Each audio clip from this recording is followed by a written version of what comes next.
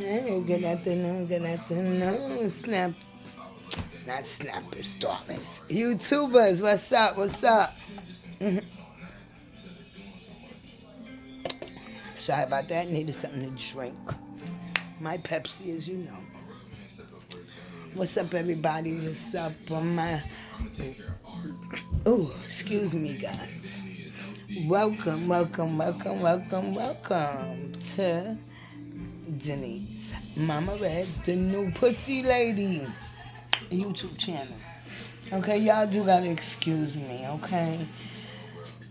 It was my birthday, and I took a little time off because, it was my birthday, and I was trying to have a great celebration and without any depression and none of those things that usually fuck up my damn world, you know. Excuse me, guys. But yeah, so I took a couple of days, since I made my last video. And it's been a minute. So just a couple of days. But I wasn't gonna let it go too far for the simple fact.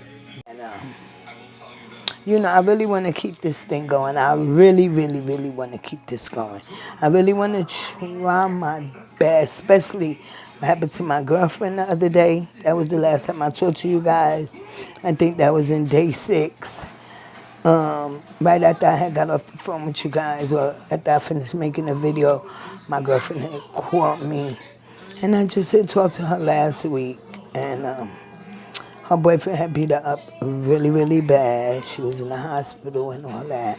I'm not going to go into too many details because she's pressing charges. But it was up north. And I had just talked to her. She was just crying with me on the phone. She was saying that how she was so proud of me that I finally decided to get out and do this and talk to people and what have you. And it even inspires her to want to tell her story. And but me and her was talking personally about this. I don't know if he heard it or whatever. But all of a sudden I wasn't hearing for her. I haven't heard from her in a couple of days or what have you. And when she called me to tell me that kind of like fucked me up. Like, it took a lot from me, guys. And being that I had just decided to do this and I didn't even get a chance to, she only seen, I think, 1 or 2 videos. But, she good. She good. It's going to take her a little time to recover. But she's good, and she's going to come and tell her story. Okay? And this is my goal, ladies, is to try to inspire as much women as I can, as much ladies as I can to call me, to talk to me, so we can come together and share our story. Okay? Where I wouldn't feel out here on a limb all by myself, even though I don't mind being on this limb. But I know that there's so many more women out there that is hurting right now today, that need my help. We need each other help. We need each other. And this is what this abuse thing is about. This is why I want to do this, so we can have like a little family, a little togetherness, a little me too. I know they got a lot of women out there in the world talking about, well, doing things or saying stuff about abuse, but really don't have any women really, really talking about it and what they've been through or what they're going through right now today as we speak. And that's what I want. I want to inspire those women to come out and talk about it. And I'm going to tell you that I really truly believe that the only way that we will really get over this and able to, maybe go on with some more normalcy in our lives, if we do open up and talk about it, because it's something that's been harboring in all of our soul, all of us who've been abused. It's something that's harboring in there and knowing that you want to let it out. So I'm feeling like, okay, the different in the color, skin, the nationality, and whatever. I am American. Okay, our family come from the islands, Barbados. Okay, so I am an island woman, West Indian breed and born, okay? And that don't make a difference. All women in all shades and all walk of life is being abused right now today as we speak, okay? And I don't know about reaching out to different nationalities or whoever, but I want to try to reach as many women as I can. Black, white, Chinese, whatever, orange, I don't care what color you are, your nationality, or whatever. I want to reach you guys so we can talk, so we can have a bond. Now, I'm not rich, I'm not famous, I'm not nobody out there. I'm like a normal, like Cardi Red said. Cardi Red, I'm sorry. Cardi B said, I'm just a regular, degular, smegular girl from Brooklyn. Grew up in Queens, though. And I have an awesome, awesome story. I don't have any cameras surrounding me and no cameras to break me down. No one that's by my side to help me tell these stories. Okay? And I wish I did, because it's one thing that I really want, and that's to be heard. I want my stories to reach the world. I want my story to reach women all over the world that's going through abuse right now today, that actually probably that's going through what I went through and what I had to fight and fought so hard to get out of. And I'm telling you, that is the most, that was the most worst fight ever in my life. That battle to get my life back. But baby, I'm here to tell you guys there is life after death. And as you know, if you haven't listened to any of my other YouTube pages, I call it death. There's life after death, ladies. What an awesome life after death. Okay? But you have to want and you have to seek to want that life after death. And you have to want to have the greatest, and you have to want more for your kids. And you have to know that you are loved, baby. And if it's not that man that's loving you, people and will love you, darling. And there is a man that God has that will love you. He is the man that loves you unconditionally. And I held on to that. And I did everything in my power to know that I deserve better. And this is not for me.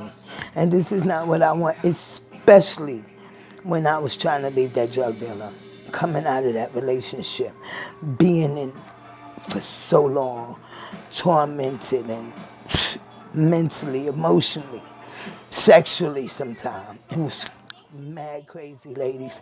And like I said, the control that that man had over me was crazy. And me not really having no man support, you know. My brother was in the army.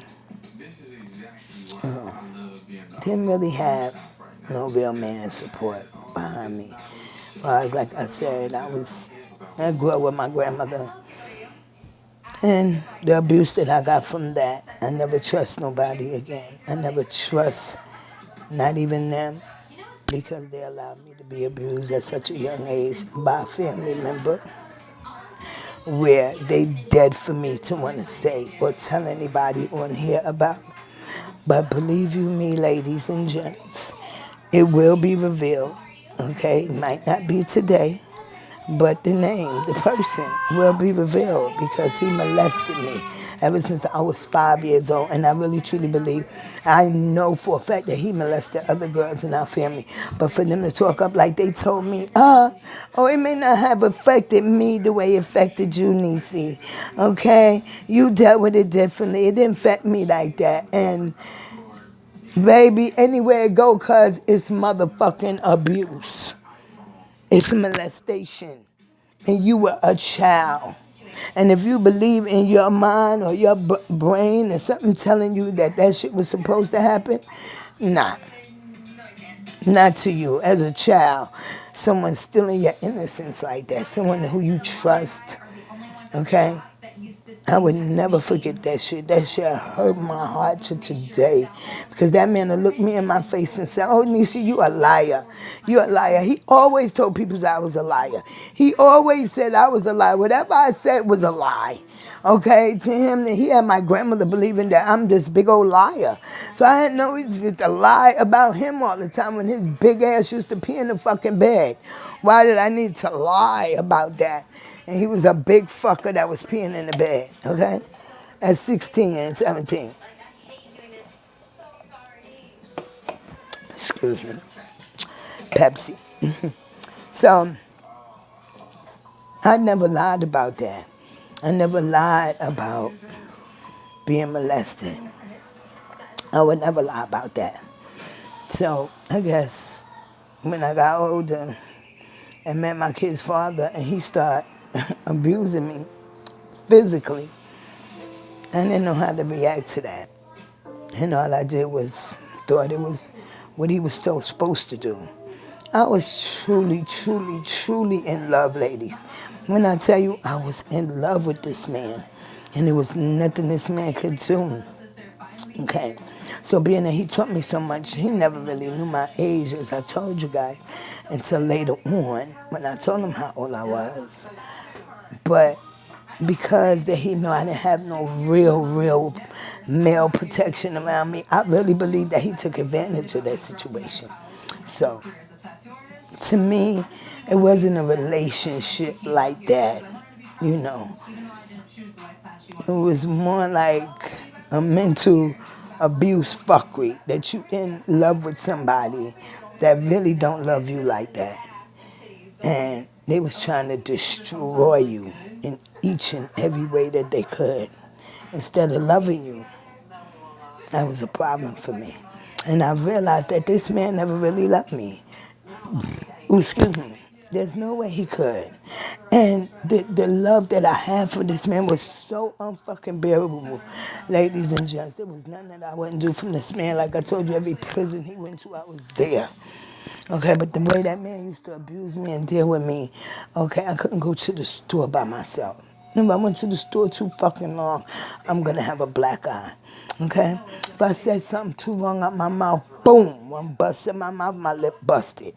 Okay? My eye black and my lips busted. I guarantee you, ladies, I think I walked around with a black eye every week. As my eye healed, another one came. Okay? He was very controlling. And when I tell you, way over controlling. And I was working. I was working when I met him. I was working. I always worked. I've been working since I was 13. So I became a teenage mom at 13. Yes, you guys. I had my first baby at 13.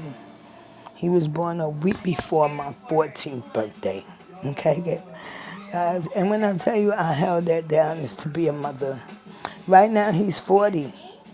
Yeah, 40 years old. And he think he's my brother, not my son. Or my father, not my son.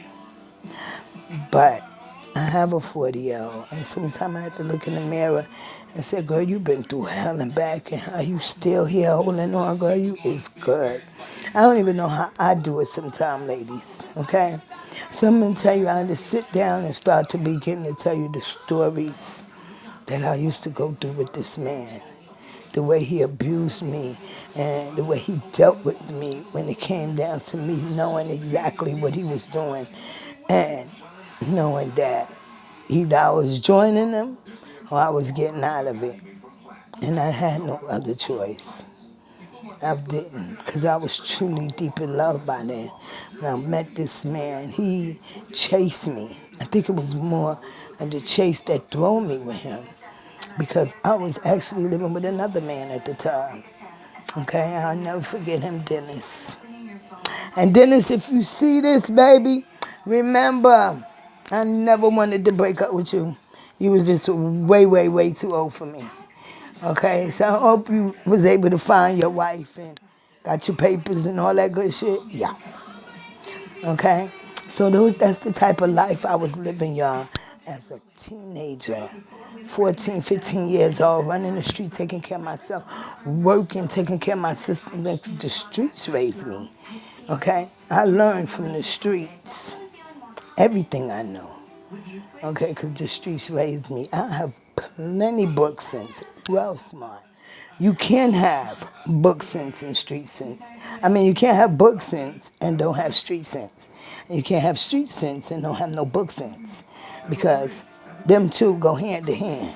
So if you more fucked up if you got book sense and no street sense, because believe you me, ladies, you will get played. Okay, but when you got book sense, street sense, and no book sense, you have a better chance of surviving than having book sense and no street sense. But you need to have both sense so you can be able to deal with these men that we deal with today. Okay? And any ladies that's out there right now, like I said before, you guys want to reach out to me and let's talk, go into different scenarios, and even talk about your abuse and what you're doing and how a way that we can work to get you out. Because that's the most important thing, you know. And ladies, let me say something to you. Once a man hits you, he will always hit you. He promised you, oh baby, bet money that he'll never do it again. And I guarantee you, you get him mad enough to that fucking place where you know you push that button, he will hit you again. So don't ever believe that. Okay? Don't ever believe it. I remember one time, so we was on coke, because back in the 80s, that's what it was about, baby, coke. We were sniffing coke. We had just came from downtown. This is before we even started selling. He always sold as far as I was concerned.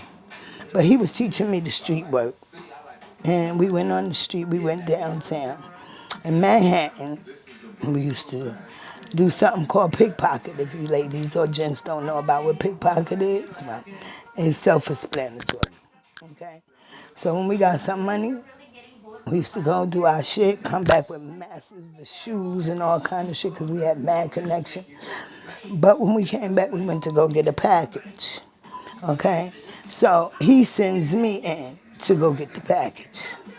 Right, it's late in the evening time. It's a Friday night, and it's mad busy up in this man's shop.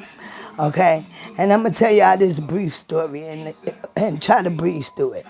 So it kind of took a little longer than I expected because he had mad people in front of me. So when it was my turn, it was down to like 2 people left in the shop. Okay, I went, I got my package, I came out. As soon as I came out, and this man came out the car, y'all. This man said, yo, what the fuck, you was in there fucking that nigga? Boom! And bust me right in my lip. Right in my mouth. Instantly, my motherfucking tooth fell out. Oh, bitch, you was fucking that nigga. Boom! And I just started screaming, no, I'm holding him, I'm bleeding and shit. My whole mouth, everything. No, how the fuck I'm in there? You don't see it was crowded in there. All these people in there, it was crowded. How you doing this? Just going off on this man. Like, why the fuck would you do that? Like, you don't see all these people in here. And you don't say, oh, you got me fucked up. Da-da-da-da-da. And then when he realized he bust my motherfucking mouth and knocked my tooth out, now he want to be like, oh, I'm sorry. Oh, look what you made me do. Oh, you shouldn't have never did that. You know, you should have called me. You should have came out and said something. Blah, blah, blah. I came out twice, said something to this man. This man still motherfucking tripped. But that's the type of shit he used to do to me, y'all. Like, just trip for any little thing. If I'm going outside or say somebody come to the door, and I walk up to the door and say, yo, like, who you want? And they say him. And I stay at the door, tell him, what the fuck you entertaining that nigga? That nigga wants you. Like, yo, that man just rang the bell for you. This is the shit that I used to go through, ladies. When I tell you, it was the most scaring fucking relationship that I was in. And I don't know what made me stay with this man so long.